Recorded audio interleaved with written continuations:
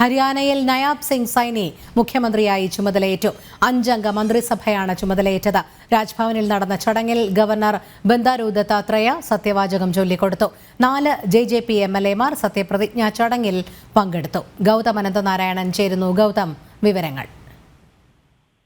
രോഹിണി, അല്പസമയം മുമ്പാണ് ഹരിയാന മുഖ്യമന്ത്രിയായി നയാബ് സിംഗ് സൈനി ചുമതലയേറ്റത്. ഉച്ചയ്ക്ക് മനോഹർലാൽ ഖട്ടർ മുഖ്യമന്ത്രി സ്ഥാനം രാജിവെച്ച പശ്ചാത്തലത്തിലാണ് പുതിയ മുഖ്യമന്ത്രി ഇന്നിപ്പോൾ സത്യപ്രതിജ്ഞ ചെയ്ത് അധികാരമേറ്റത്. നയാബ് സിംഗ് സൈനിക്കൊപ്പം മറ്റ് 5 മന്ത്രിമാർ കൂടി സത്യപ്രതിജ്ഞ ചെയ്തു.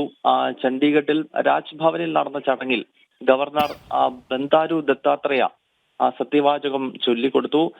നിലവിൽ BJP-യുടെ 41 MLA-മാരെ കൂടാതെ 7 സ്വതന്ത്ര MLA-മാരും ഹരിയാനയിലെ ഒരു പ്രാദേശിക കക്ഷിയുടെ ഒരു MLA-യുടെയും പിന്തുണയോടുകൂടിയാണ് സർക്കാർ അധികാരമേറ്റിരിക്കുന്നത്. ഇന്ന് രാവിലെയാണ് കഴിഞ്ഞ 4.5 വർഷക്കാലമായി ഭരണത്തിലിരിക്കുന്ന BJP ജനനായക് ജനതാ പാർട്ടി സഖ്യം വഴിപിരിഞ്ഞത്. ഈ ഒരു പശ്ചാത്തലത്തിലാണ് മനോഹർലാൽ ഖട്ടർ രാജിവെക്കുകയും പിന്നീട് പുതിയ മന്ത്രിസഭ ഇപ്പോൾ അധികാരമേൽക്കുകയും ചെയ്തത്. മുൻ മുഖ്യമന്ത്രി ഖട്ടർ കർണാൽ ലോക്സഭാ മണ്ഡലത്തിൽ നിന്നും വരുന്ന തെരഞ്ഞെടുപ്പിൽ ജനവിധി തേടും. കഴിഞ്ഞ ലോക്സഭാ തെരഞ്ഞെടുപ്പിൽ ഹരിയാനയിലെ ആകെയുള്ള 10-ൽ 10 മണ്ഡലങ്ങളിലും BJP വിജയിച്ചിരുന്നു.